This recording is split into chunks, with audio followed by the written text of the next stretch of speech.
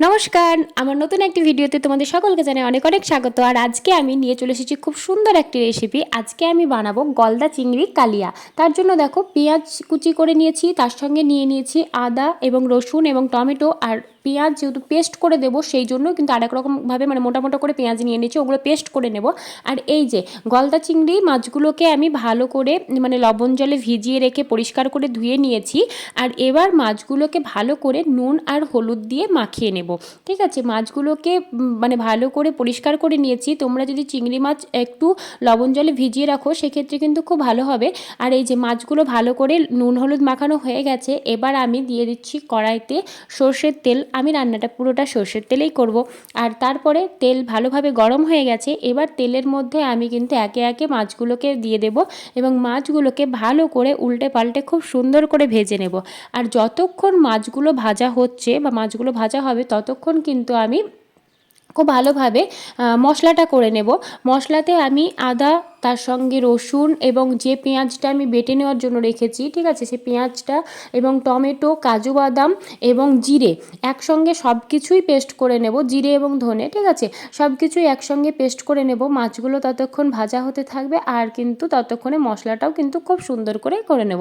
আর তা করতে করতে মাছটাও কিন্তু খুব ভালোভাবে ভাজা হয়ে যাবে। আর মাছগুলোকে ভালো করে কিন্তু উল্টে পাল্টে খুব সুন্দর করে ভেজে নিতে হবে।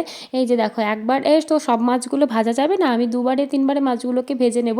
তো এই যে আমি একবার প্রথমবারে মাছগুলোকে ভেজে নিয়েছি, খুব সুন্দরভাবে ভাজা হয়ে গেছে দেখতেই পাচ্ছ। আর এবার তেলে আবার মাছগুলোকে একইভাবে ভেজে নেব, বাকি যে মাছগুলো রয়েছে, ঠিক আছে। মাছগুলো পরপর ভেজে নেওয়ার পরে সব মাছগুলো যখন ভাজা হয়ে যাবে তারপরে একে একে রান্নাটা শুরু করব। তো মাছগুলো আবার দ্বিতীয়বার ভেজে নিচ্ছি।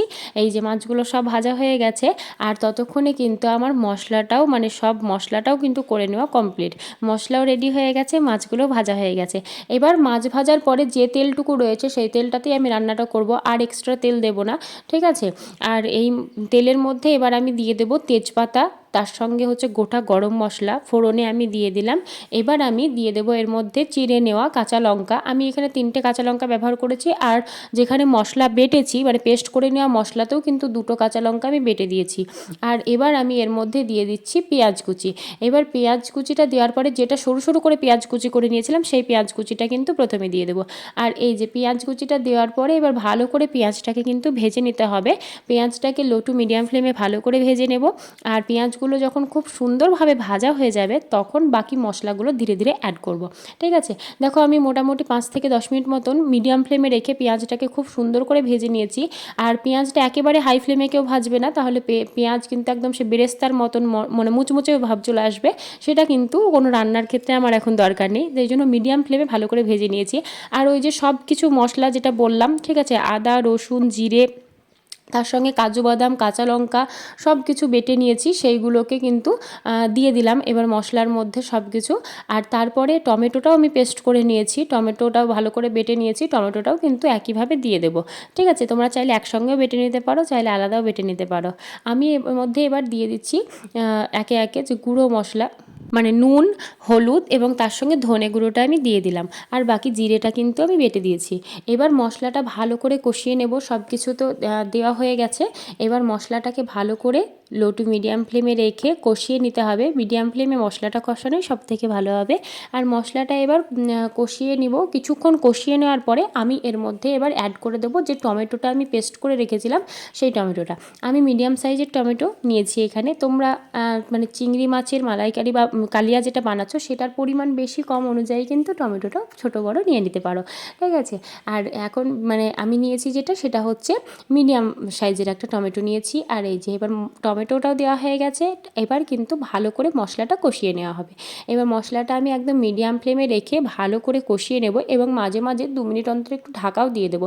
সেক্ষেত্রে টমেটোটাও কিন্তু খুব ভালোভাবে একদম মানে বাকিটুকু গলে একদম খুব সুন্দরভাবে রেডি হয়ে যাবে। এই যে আমি কিছুক্ষণের জন্য ঢাকা দিয়ে দিয়েছিলাম মোটামুটি 2-3 মিনিটের জন্য। তারপরে মশলাটাকে আবার কিছুক্ষণের জন্য কষিয়ে নেব।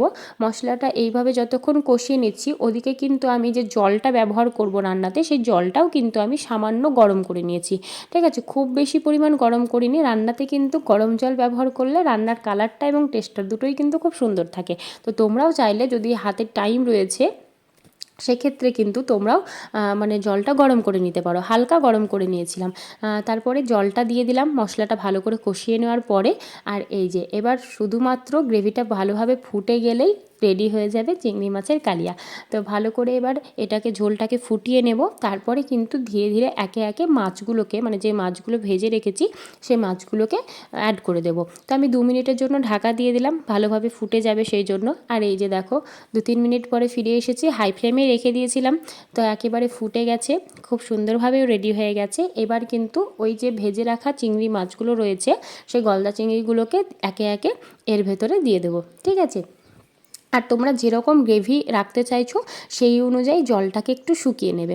আমি যেরকমটা মানে সেই রকম অনুযায়ী জলটাও অ্যাড করেছিলাম। আর তারপরে ঝোলটা তো যখন ফুটবে তখন তো একটু মানে ধীরে ধীরে ঝোলটা কমেই যাবে। আর তারপরে এবার একে একে মাছগুলোকে দেখো আমি অ্যাড করে দিচ্ছি। আর মাছগুলোকে দেওয়ার পরে মোটামুটি 2 থেকে 3 মিনিট মতন ভালো করে ফুটিয়ে নেব।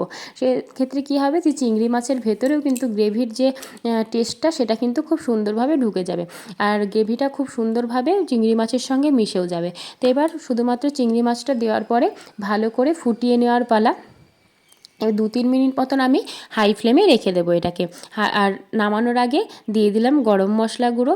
এবার গরম মশলা গুঁড়োটা দিয়ে জাস্ট নেড়েচেড়ে, মানে ভালো করে শুধু মিশিয়ে দেওয়া কাজ, নেড়েচেড়ে ভালো করে এবার কিন্তু নামিয়ে দেবো। তাহলেই কিন্তু একদম তৈরি হয়ে গেছে এই যে গলদা চিংড়ি কালিয়া। ভিডিওটি কেমন হয়েছে অবশ্যই জানিও। আর যদি ভালো লাগে তাহলে অবশ্যই লাইক করো, কমেন্ট করো এবং অবশ্যই শেয়ার করো। তাহলে আজকের মতন আসছি, দেখা হচ্ছে আবার পরের ভিডিওতে। ততক্ষণের জন্য সবাই ভালো থেকো, সুস্থ থেকো। Bye bye.